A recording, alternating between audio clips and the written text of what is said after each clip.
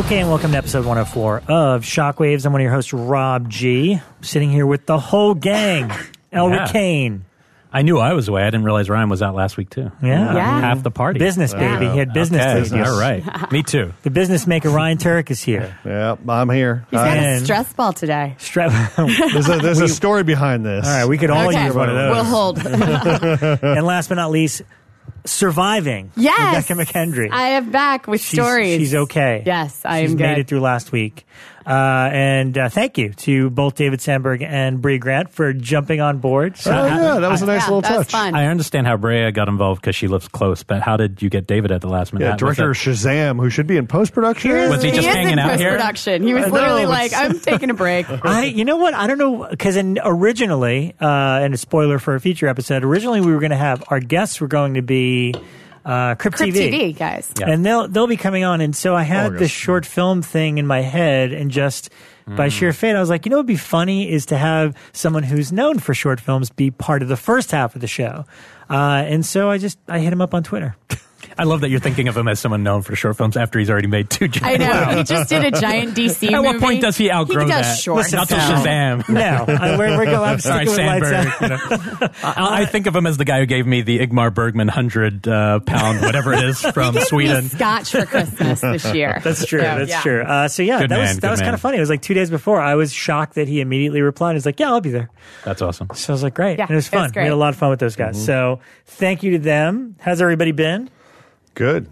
Busy. Crazy. Not so good, but I'm good what now. happened to you? I just, I wasn't, I thought it was a cold. It was not. I had pneumonia and my lung kind of shut down. And yeah, I ended up in the hospital for a little bit, but I'm good now. But I read a lot while I was there, which I'll talk about because it's fun reading in a heightened state. So. Becca, don't die. I know. Take care of yourself, I'm going to try not to. But we do have a special guest with us tonight. Monty Yazzie is with us tonight, visiting all the way from Phoenix. And Monty and I go way back because we've been doing Phoenix Comic-Con and a whole bunch of other Phoenix events together for like years now, like 5-6 years now.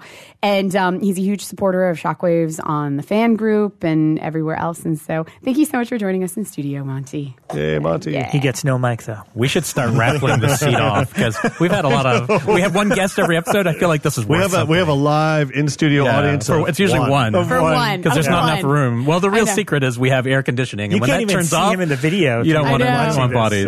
Well, we're going to get a picture with him to post up. I'll tell you something I saw.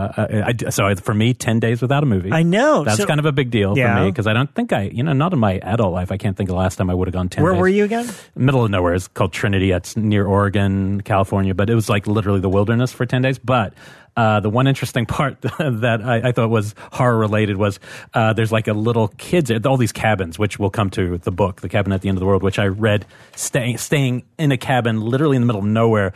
And I really didn't think about that in regards to the book. I just knew we had an advanced copy and wanted to read it. And it definitely made an impact on how I read that. But there's a little kids area with like a little play slide and stuff. And there's all these just random kids playing.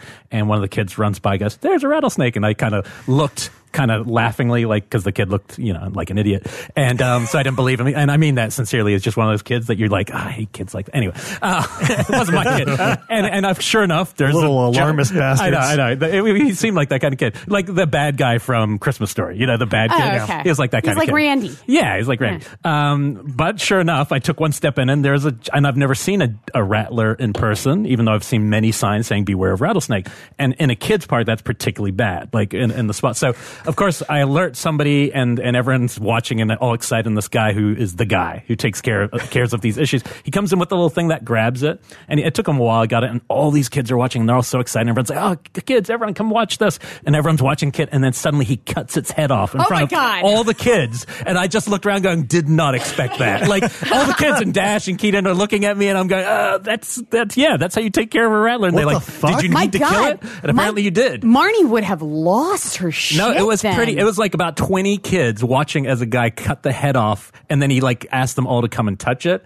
And of course, I actually did go up and touch because I'd never touched the body. I was just curious, but my kids did not. They looked at him, and Keaton was like, "No." But the whole thing was what really. Was his reason? Crazy. Like he couldn't grab one of the little sticks that just you capture a snake. I mean, no, he did capture it. No, he captured it. He had it in his hand. I mean, it was like Indiana Jones Temple of Doom shit, where place monkey it brains somewhere else. eating. Man, No, he decided that these things were not worth living the danger, I guess. So, and this is what they always do with these rattlers. My dad used to do that, and I always thought that like we'd gone past that because we always had copperheads in our yard because we lived on the water. So you either had copperheads or cottonmouths, and my dad would cut their heads off with a hoe. Like I remember literally seeing him in the backyard just hacking at them with like a hoe. Jesus, and a rattlesnake hoe scared the shit out of me as a kid, disturbed me. But now, like I would never do that. I would do anything I could. I don't care about the damn kids. I care about the snakes. That's fucked up. I'm like, that's horrible. I don't really know enough about rats. I do know that if they bite someone, you're pretty fucked unless you have instant access to. But I also swam with a bunch of like sea snakes, but they're not scary. There's something about sea snakes. You're just like, whatever. They're little things that won't hurt you. But rattlers, there's something intense. And it was the first time I heard that sound. Like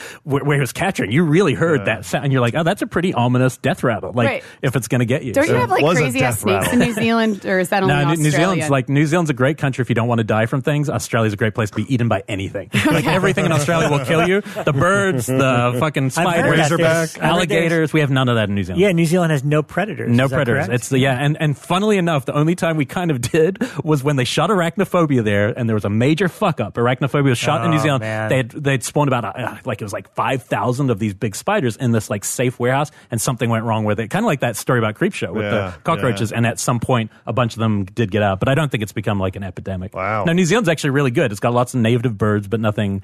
We don't even have dingoes stealing babies. That's an Australian thing. Australia's a really crazy country. It's, to our Australian listeners, I'm shocked you're alive. Anyway, so that was the height of my adventure. Wow. But I did watch some movies once I returned. Okay, great. Last night. I jammed it all in last night. Right before. All right, well, who wants to kick it off? I will, because I was so excited about this. So I will talk about the state I saw this in. So I went into the hospital, and when your lung collapses or you're having you just generally lungs won't work, the first thing that they do is they give you heavy amounts of steroids. And so like if you go in and you have poison ivy, they'll give you 20 milligrams. If you go in and your lungs aren't working, they give you like 80 or above. And the biggest thing of steroids is it amps you up. It's literally like speed, and you can't sleep. It's just impossible to sleep when you're on steroids. And so at that point, I'm laying in the bed and I'm completely jacked up. And then they give you a whole bunch of asthma drugs that do the same thing. And then about 10 o'clock, a nurse comes in and is like, oh, you poor dear, you clearly can't sleep. Well, you probably won't sleep, but we'll at least give you something to relax you because you look like you're about to jump out of your skin, which I was. So then they gave me a shot of something, and then my whole body becomes pudding. But I can't sleep no matter what. So my brain's moving at like 100 miles an hour, but I can't do anything else. So I had brought all 8 volumes of Harrow County with me to the hospital. Oh, wow. And over the next 7 volumes. Over the next 5 hours, to be honest, it could have been 5 minutes, but some duration of the night. I also had a fever at the time, so there was this whole fever dream thing. And on all of these drugs, I read all 7 volumes of Harrow County back to back. And it was fucking unbelievable. And I think at times I may have kind of zoned off into a Zen-like state and had nightmares about it. What's it and about? then had waking dreams. So it is about a girl who lives in this very rural community, and you kind of get this backstory that there used to be this witch there, and that the witch was impossible to kill and curse the town. And now she is turning 18. She lives alone with her dad, and some weird stuff starts happening to her. And I don't want to go past that. She understands that she calls them haints, that there's like ghosts in the woods near her. And she hears all of these different stories around town, but then it just kind of expands and goes bigger and bigger. And so when I finally got home and was no longer in this heightened state, I was like, I have to read this again, because when I left the hospital, I was like, this is the greatest thing I've ever read in my life. It is remarkable. I have to tell everybody. And so I then reread all 7 volumes to see if it actually was.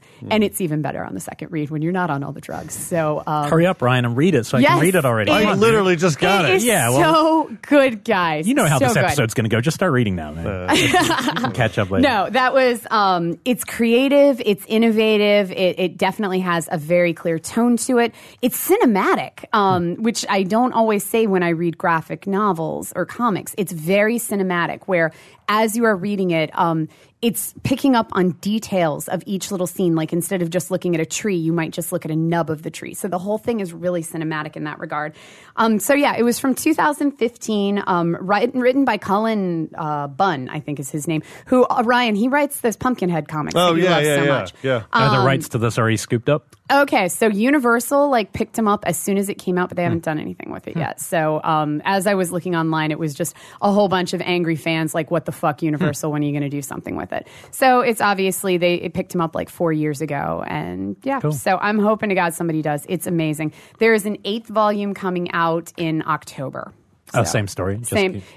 They expand it and go into different directions. So the first couple of volumes focus on this girl and the witch, and then after that, they kind of branch off into other characters that you've met along the way. Okay. But they're all the whole thing is just amazing. If you can read it in 5 hours on drugs, awesome. If not, just work it. It's great. So Harrow County. Nice. Very cool. Ryan? Yeah, I saw this movie that I've never seen before called The First Power. Hey. Oh my God. Is that Lou Diamond Phillips? Simmer down. I dig that movie. This movie is awful. Oh, really? No! Isn't that the hot redhead is. one? Am I confusing this? You're absolutely right. Okay, I'm on. Okay. But she is one facet to why this film does not work. I just remember seeing this film being heavily advertised in the early 90s with a TV spot that was just Lou Diamond Phillips is after a killer. And then they cut to a masked maniac, and he's got a ceiling fan that he pulled off the ceiling, and it's not connected to the ceiling. And yet the ceiling fan is whizzing so hard that it can clearly decapitate somebody. But it's also a common ceiling fan.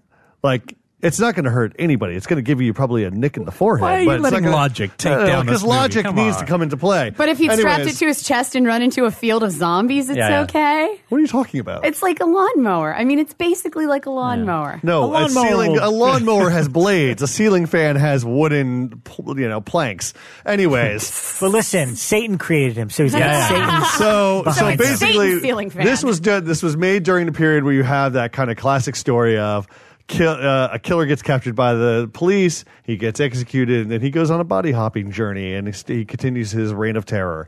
So you've got this pentagram killer that Lou Diamond Phillips is pursuing in Los Angeles, and they get the killer. Do you remember his name? I really like that guy in that film, the killer. He's in a lot of things like Walking Dead and Sons of Anarchy. He's on things. A lot of things. But he's really good. Great character actor. Yes, he feels ominous. Jeff Kober. Jeff Kober, X-Files, stuff like that. Yeah.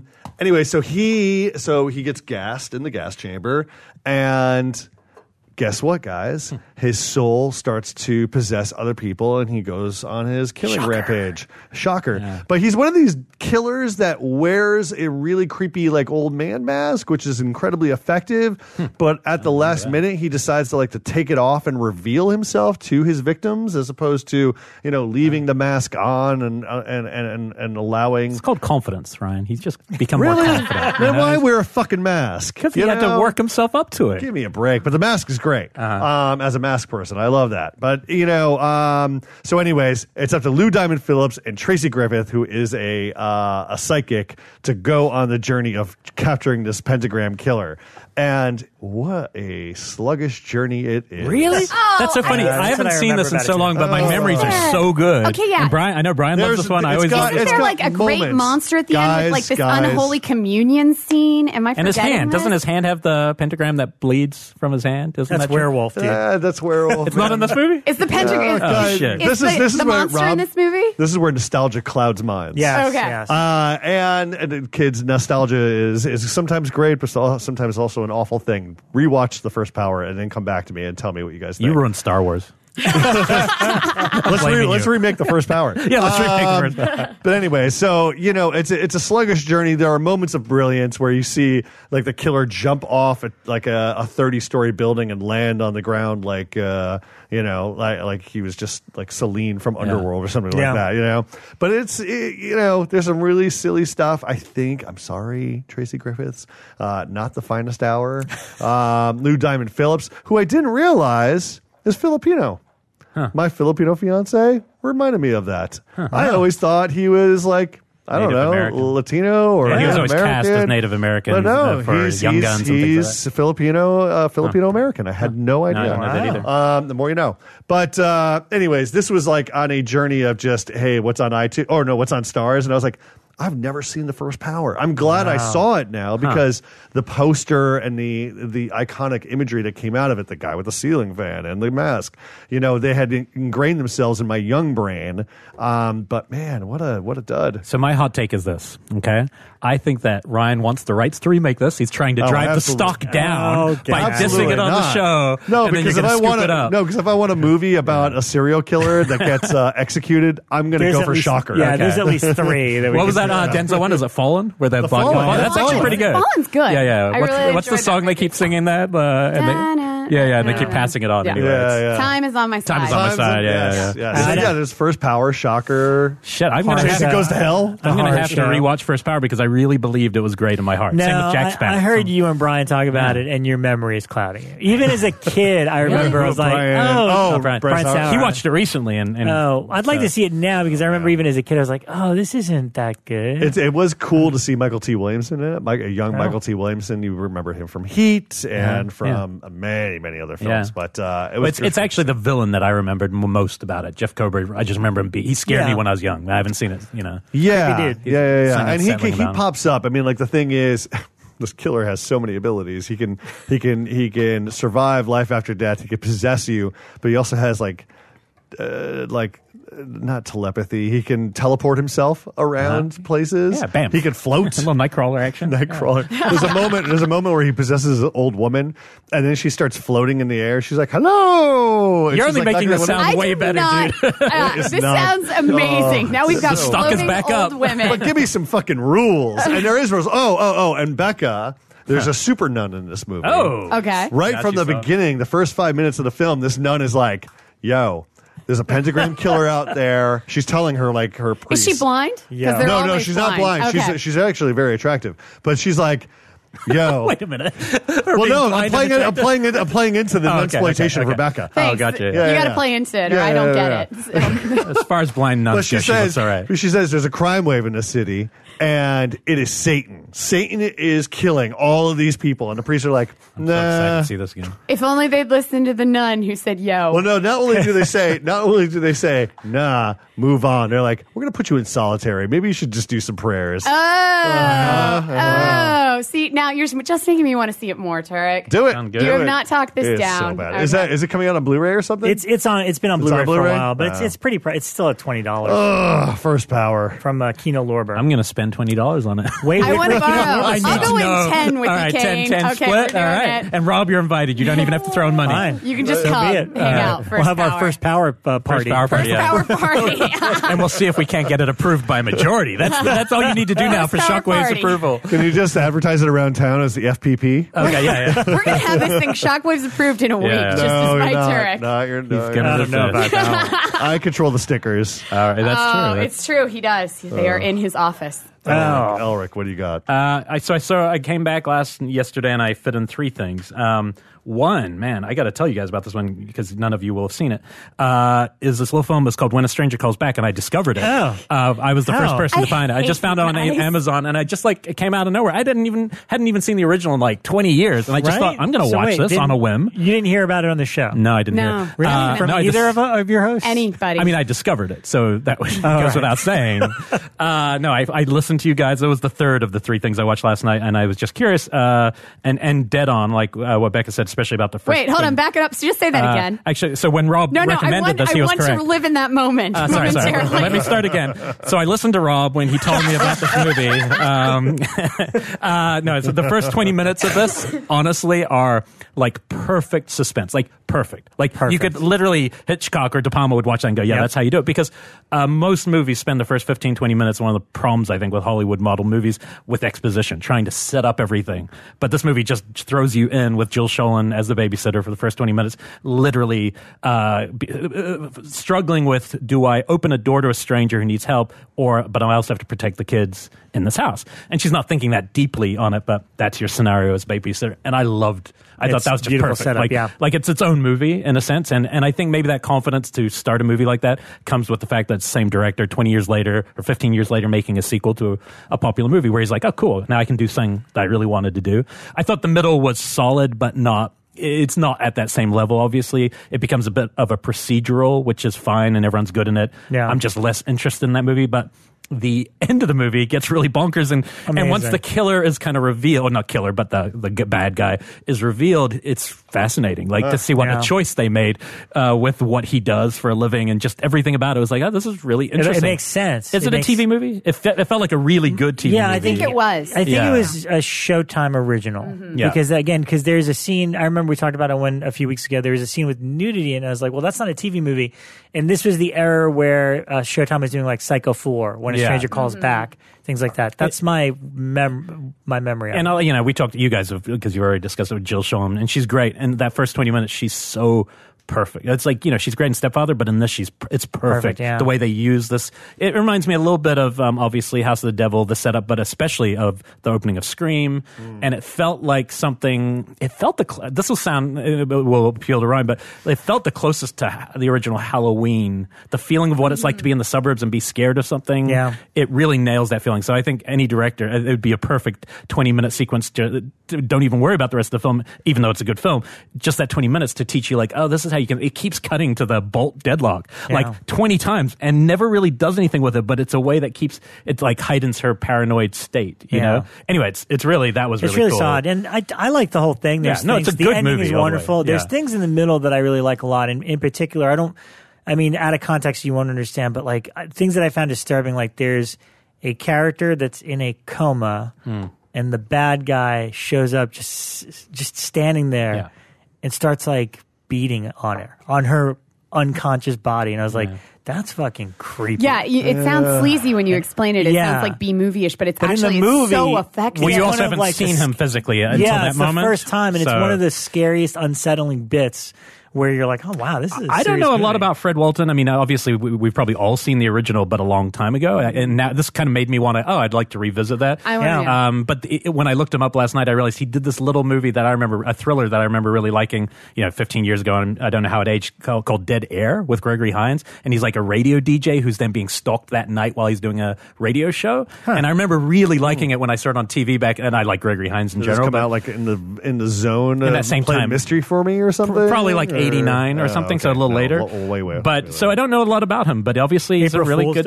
He did April Fool's Day, obviously, but that's tonally quite different than these. Like, by the way, original director on Halloween 6. Oh. Well, that would make a lot of sense just looking at the way he crafted the start of that. But I would just like echo what you guys have said. Like, just watch the first 20 minutes, and I dare you not to want to keep watching. Really fun. I'm glad I listened to you, Bekah and Rob, both of you. I was just waiting for it. So what'd you see, Rob? Well, for me, I was leading off of our guest last week. David had mentioned that his friend bought him Shocking Dark, and it was still haven't done it yet. Literally the day before I was gathering with some people to see it. Severin Films have put out Shocking Dark on Blu-ray. This is let me bring up my thing. Oh, Bruno Mattei. Yes, this is from 1989 from Bruno Mattei. This is the Alien/Terminator ripoff? Yeah. I mean, it's actually called, there was a limited edition sleeve for this that said Terminator 2 Shocking Dark. That's so cool. Yeah, I have that, I think. I haven't watched it yet. Yeah. It is, all right. If you know Bruno Mattei movies, you should know what you're in for, which is something that's not good. Yeah. Which is not 3 great. listeners just teared up. However, Bruno Mattei shirts. This is so like mind-bogglingly thoroughly entertaining. Like I couldn't believe what I was watching because it is bordering on a scene-for-scene remake of Aliens. Well, we talked about Terminator 2. Well, remember we talked about it as a ripoff back with Steven Scarlatta. Well, I watched it with Steven Scarlatta, who is by the way, I watched it with Steve Scarlatta and Scott Reynolds. And while this is how we feel about Bruno, is like, oh, whatever, but they're entertaining.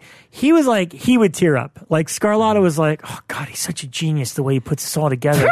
And like, he genuinely means it from his heart.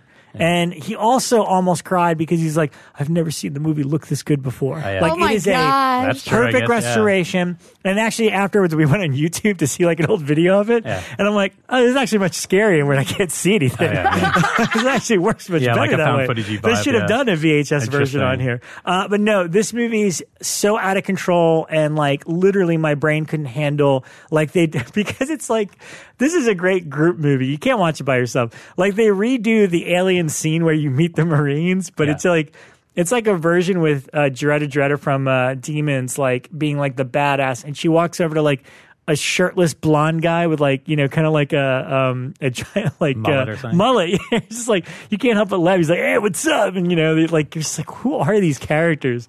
So that part's kind of awful. The mullet was the biggest problem I had with the second half of Stranger Calls Back, because Jill Schoen looked so good with short hair, and then suddenly she had a mullet. I was like, what the hell? Well, they kind of had a few. Yeah, you know. Yeah, I know. But so then the alien stuff is out of control, and then eventually it took me forever to realize it, because they're doing there's a Ripley character and a Newt character, but the Newt character is almost as tall as Ripley and almost as old. So it's like she's not really a child, but like it's lines, like literally lines from Aliens redone. That like plot points, lines, finding the whole thing. Comes at night mostly. But yes, that's in there. Okay, I'm pretty sure that's in there. And then to make matters even more amazing, then I realized her name halfway through the movie. It's Sarah, as in Sarah Connor. Oh, plus Claudia Fragasso? Well, he wrote it. Yeah, the director of Troll 2 wrote this masterpiece. And so it's mostly aliens, and then the aliens don't look like aliens. They look like humanoids from the deep. Yeah, I'm looking at the front looks like the engineer from Prometheus / well, that's the thing. Alien, when it has the helmet on. I think that's what they were ripping off. It's like, let's do aliens, but we'll take those engineer guys, whatever those are. I don't know. He's got a swamp thingy face going on. But man thing. If you want to know about the alternate title, for no rhyme or reason, the last 20 minutes do turn into Terminator 2. Good. I'm glad they were able to keep it in. So you get I'm definitely watching it. Yeah. Let's come back next week. I got one too. Yeah. I got it. I just haven't gotten it. But try to watch it not alone. You need other human beings to talk off of, because that's part of the joy. Is like, can you believe this? Wow. I mean, they even they just redo all the scenes, and it's kind of amazing. Wow. Yeah. So Shocking Dark, aka Terminator 2, and that's a legal release. Like somehow they cleared this to release it, or is this like a risky gray area? I guess it's legit. Okay. Sheer insanity and necessary viewing from Grindhouse Review. I agree with that review. Okay. 2K scan. Excited. Because Severin is doing the Lord's work. Yes, they are. We love you, David Gregory. You're doing good. All righty. What else you got? Okay. Last night I watched Let the Corpses Tan. Where? So jealous. I had a screener. So I watched Let the Corpses Tan. This one will be coming out doing theatrical and VODs in end of August, early September. And this is directed by the husband and wife team that did The Strange Colors of Your Body's Tears and A Mare, which I must confess I was not heavily in love with both of those. It was both of those films I watched and went, I appreciate what you're doing. I don't know if I would ever watch this again. The first 20 minutes of A Mare is like perfect. Oh, no. It's very different than the rest of it. It's like a perfectly told visual story. Yeah. And then it becomes just like a giallo art piece, which is cool. Yeah, I liked the giallo art piece of A Mare, but it pressed on a bit long for me. I loved this. This was definitely more my speed, because it still had that same kind of arty, I have no idea what the fuck is going on through most of the movie vibe to it, but it is a French heist, very brutal action film that is shot like a Western. And it just like checked every box for me. It was at Chattanooga when we were there, and Ryan Rollins, who listens, he said it was the best film of the year. A number of people who saw it, and I was totally bummed we missed it. And it is, the whole film is shot either in extreme close-up or in extreme wide. And so it's really dizzying, which is why I say I don't know what was going on all the time, because you would just see bullets start flying, and I'm like, I have no idea who's firing. And then it would go to somebody's hand with a gun in it, and I'm like, I don't know whose hand that is. And you don't ever find out half the time. But that said, the whole setup is, and again, it's a weird setup, but you just kind of have to go with it, that this woman, this crazed sexual artist female who spends most of her days in bikinis, owns this like desolate island in France. And it's kind of like a desert landscape, and it's got all these like ruinous castles on it, and it's really hot. And she's hanging out there all summer making art with this guy who used to be her lover, who they flash back to her doing all of these weird sexual art displays with.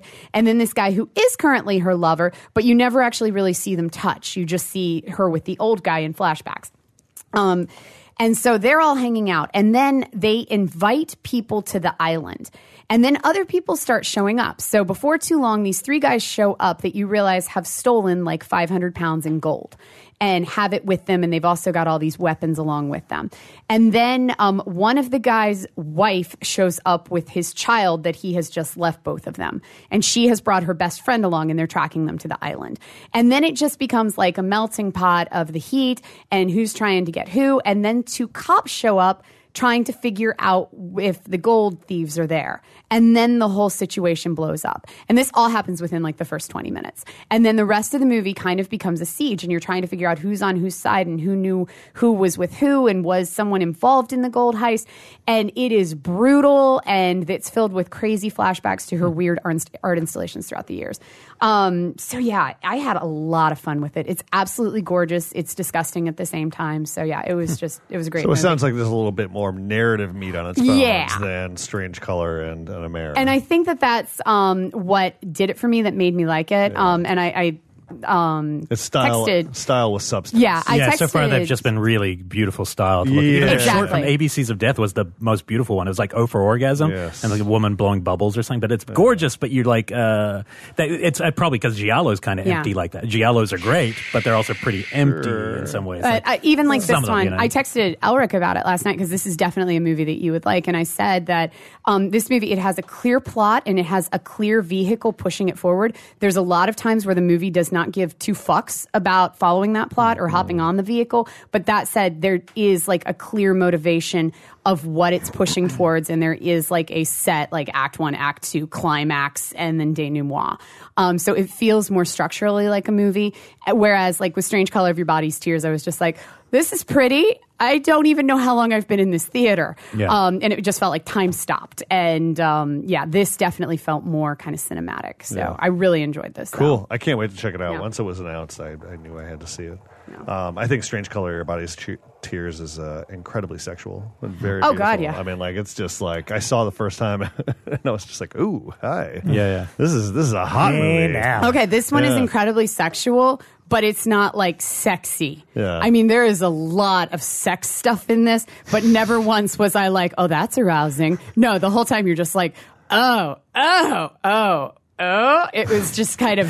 I hope we got that on camera. Yeah, it was just it's sexual but not sexy.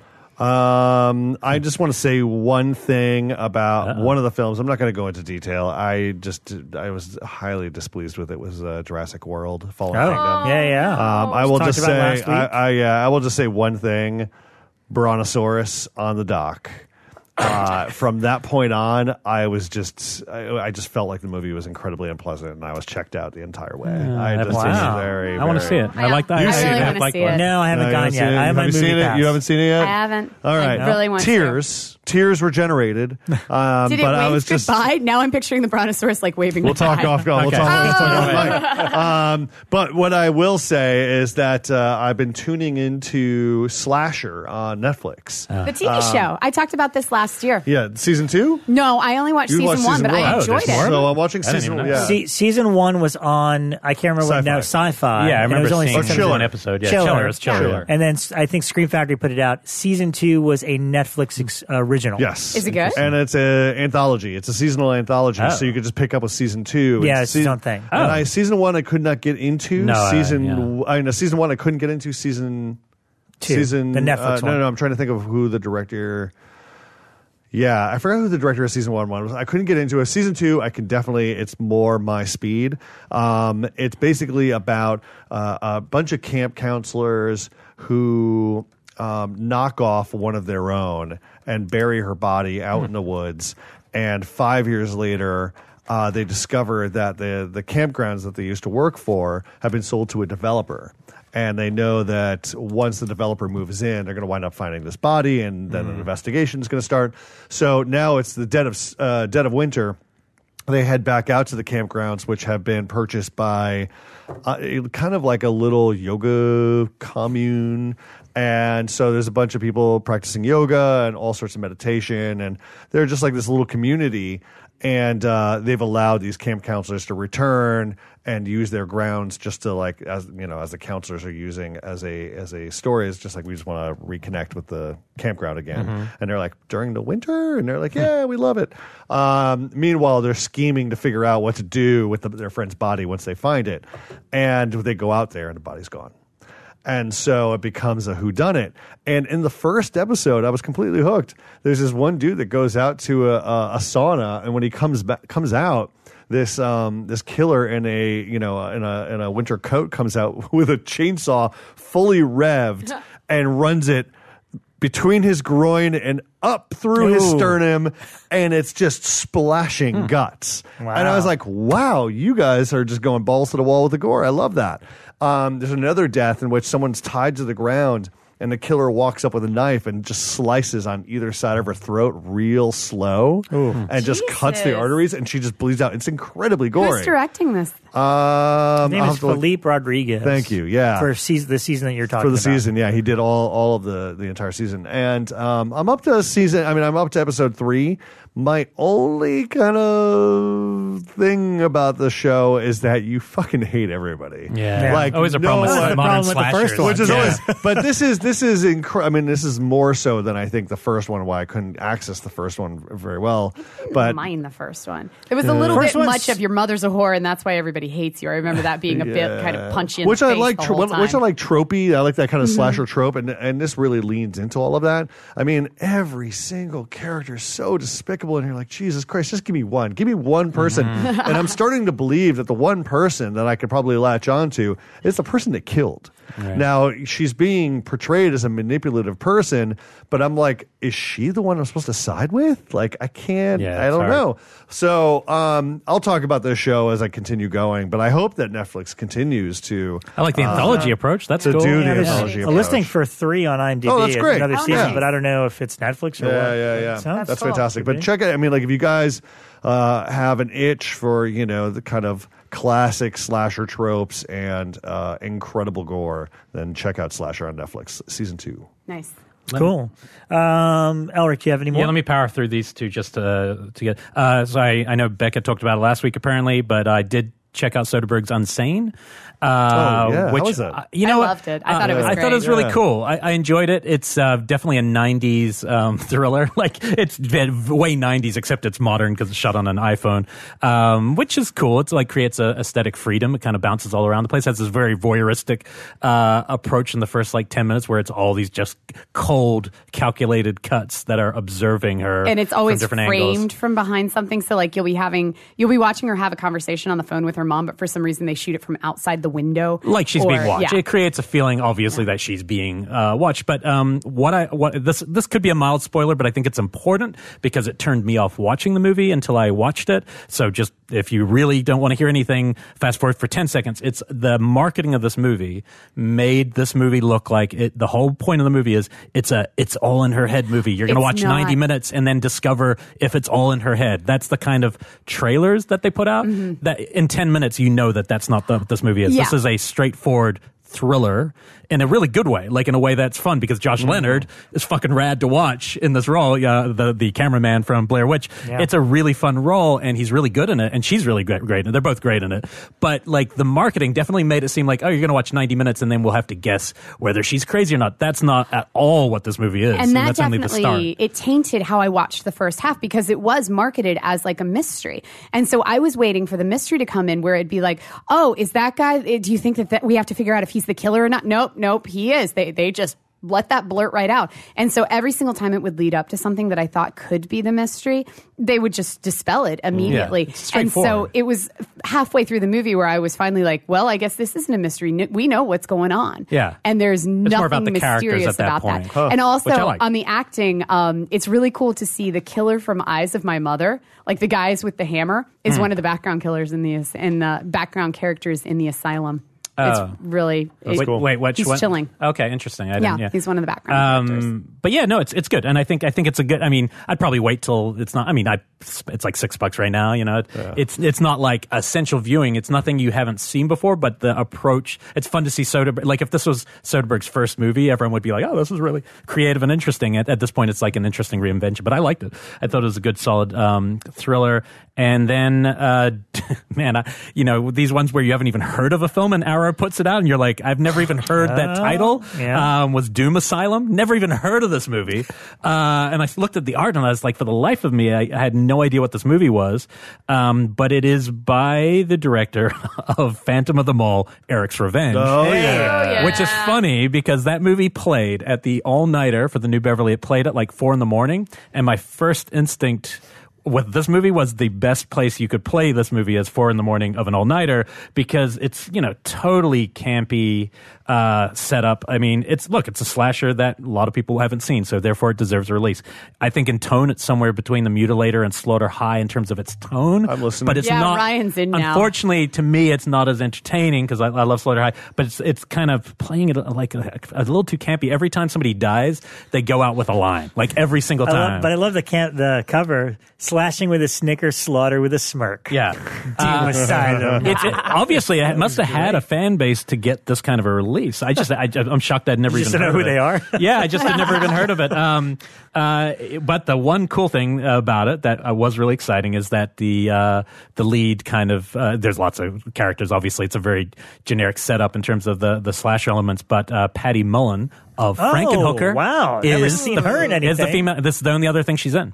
She was a playmate of the year, and she was in these 2 movies. Huh. And this was 3 years before, so this probably helped her.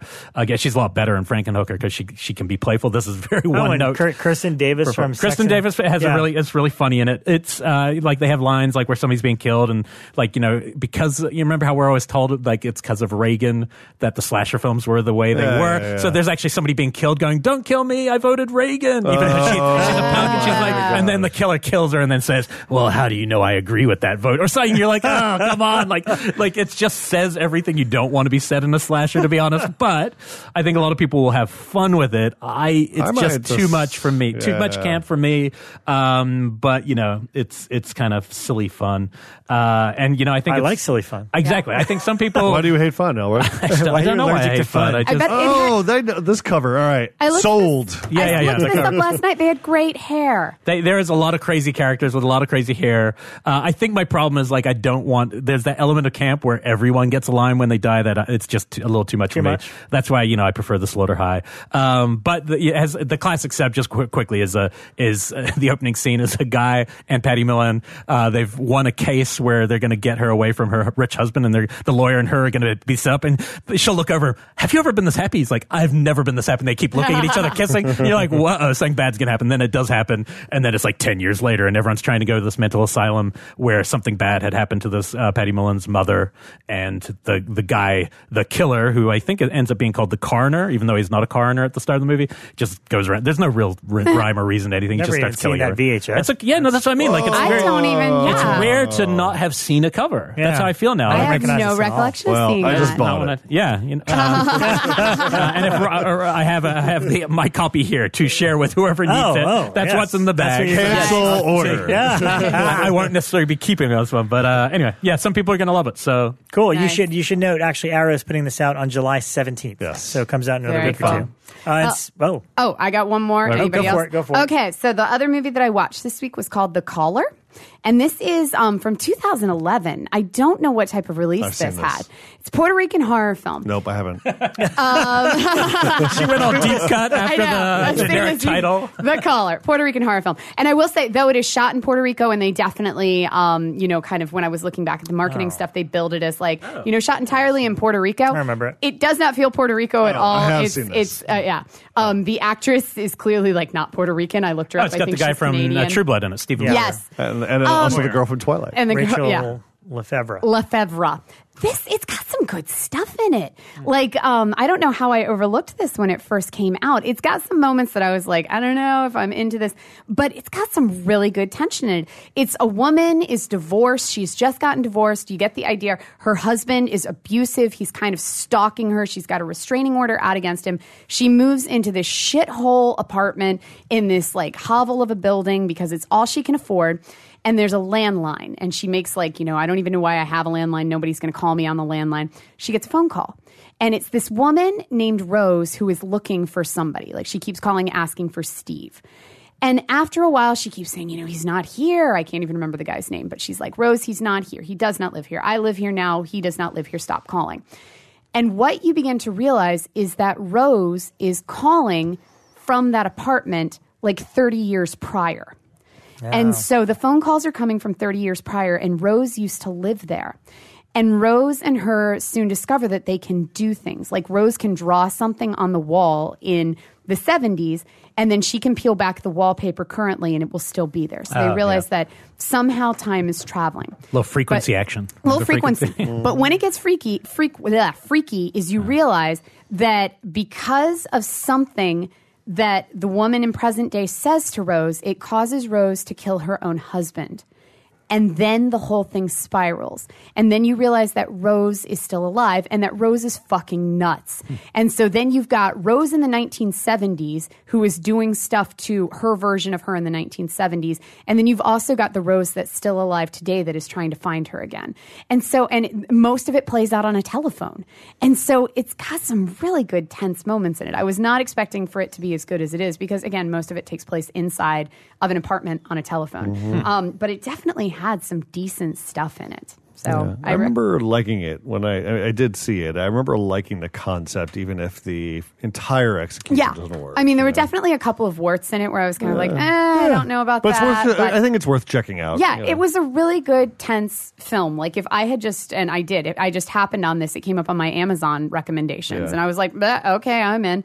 And sounds similar setup, more sci-fi in terms of idea as the When a Stranger Calls Back and all that. It's the same tension. It's the same kind of thriller. Like, this definitely has that supernatural edge where it's kind of got a time warping element to it. And then it gets into the question of if Rose changes something in the 1970s now, will it change currently in this day? And can she completely alter time? What if she could actually erase this girl and kill her in the 70s so she doesn't even exist today? So it gets really, really heavy. But it's just a really good, tense little film. I wasn't expecting it to be as good as it is. Speaking of people killing girls in the 70s, Rob, take it away.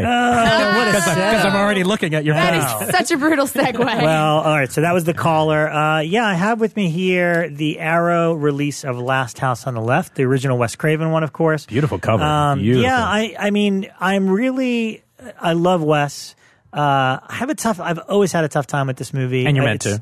And it's never been one of my favorites of his, but I've owned it in every format because as a collector and as someone that celebrates his filmography, I always have to. So I couldn't resist Arrow's new restoration of it. It's great. There's 3 versions of the film on here. The main one is the best it's ever looked. And I still don't like this movie. I don't think you're supposed to. No, but I really don't like it. And this was actually, I probably liked it more on this viewing than I ever have before. I get it. I understand its place both in horror and in both Wes and Sean Cunningham's filmography, how important it is to what came after. But it's a really unpleasant movie, and more than anything, not just the unpleasant nature of it, but it's just a tonal weird mess.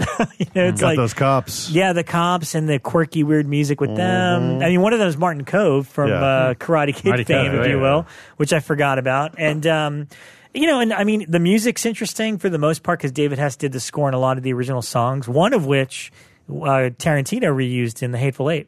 One of Hess's Last House on the Left songs is in The Hateful Eight. It's a bummer Hess was never in a Tarantino film. I think he would have been a good little cameo. Really good in that. Yeah. But that said, I do think it's important. I think what Bekah said is right. You're not supposed to like this movie, but I do know a lot of people really love it.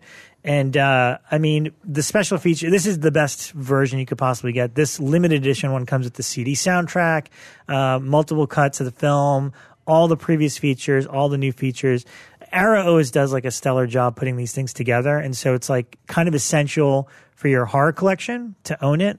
But if you want a great movie with the same premise, Barnes & Noble currently have their Criterion sale, and The Virgin Spring is now on Which Blu-ray. would be the ultimate double. It would be a really smart way to watch them together. Sounds like a bummer night. Yeah, it is a bummer. It is a bummer night. But Max von Sydow's pretty badass. But Virgin Spring is a great movie. It's really well great made. movie. Yeah.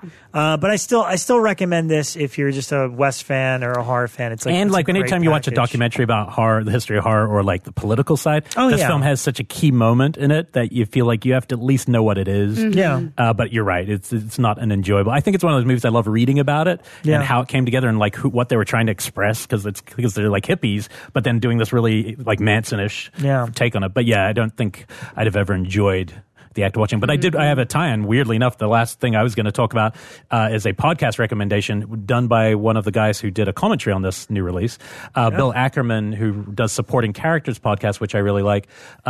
He does one of the commentaries with her name just slipped my mind, but she's a friend of yours, Bekah, that I met in Texas. She does the all TV movies book. She does the book on all the different TV movies. It just totally slipped my mind. But Bill Ackerman just started a new podcast that I listened to on my way here. Amanda Rice? Amanda Rice, she's really great. Sorry. I forgot her name. She has a TV movie like book and website and everything. But Bill just launched a very specific podcast. Episode 1 just went up, and I just listened to it on the way here, and I love it.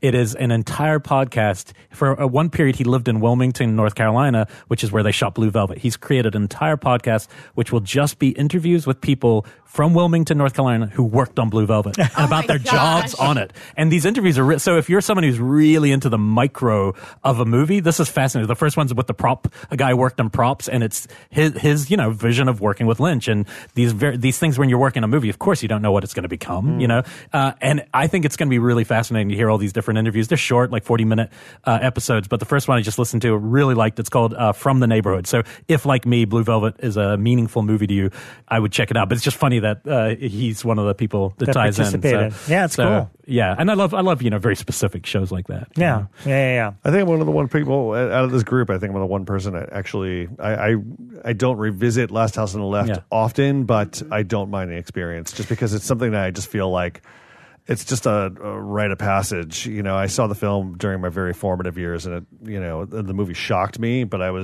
it's kind of like I Spit on Your Grave, where there's a certain kind of level of artistry that's brought to it, whether it was intentional or not, or just whether it's amateurish or polished.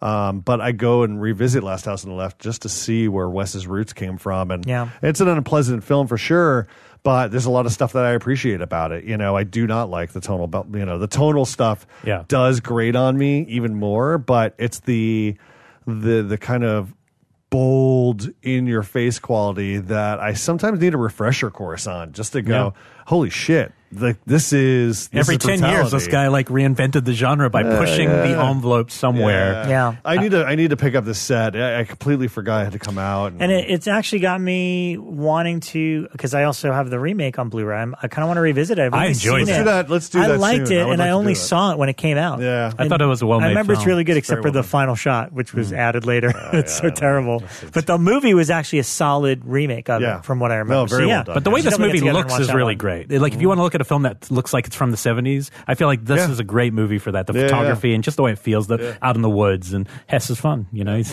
I prefer this to what's the one after this one with House at the Edge of the Park. I can't even get through that because it's just too much. The rapey, it's just too much. Brutal, it's a little nuts. One thing I do want to touch on that I just want to give a shout out to, because I'm halfway through. I'm finishing up King's Outsider this week. I finished listening to Pet Sematary on Audible. Michael C. Hall? Yeah, Michael C. Hall. Let me tell you, in terms of adaptation, the 80s version is excellent. Yeah. In terms of just pure adaptation, very, very well done. I'm very curious to see what Dennis and Kevin do with it. And there's some elements to Gage that they left out of the adaptation that I hope to God they put in their remake, because when Gage first presents himself to Judd, his eyes are all fucked up. So I forgot King describes him as Gage's left eye is looking straight forward and the other one is looking at the wall. He's got the super thick Coke bottle glasses in the movie, doesn't he? No, he doesn't. You're right. I think I'm confusing it with the book because they talk about the glasses and everything. Yeah, they just said it's all fucked up, and I was like, man, I hope they really do it. But I moved on from Pet Sematary to Lovecraft Country. Is that the one Jordan Peele's doing as a series? As an HBO series. That's cool. And I'm not going to say much more until I finish it, but it's set during just a period of racial unrest, and it's about a man named Atticus who is called upon by his father to go meet him at this mansion out in the country, and the journey he takes to get there is just so frustrating, and so it just enrages you that our country could have been like that, and it still is. And once he gets there, there's all sorts of weird, mysterious stuff. But the whole thing, our main character Atticus is a heavy reader, and he loves Lovecraft and sci-fi and all this stuff. But I'm waiting for. Someone told me it's very Twilight Zone-y, so I'm waiting for that turn. But very, very good, very good. Wow. Yeah, but that brings us to our guest. Yes. So let's go get him.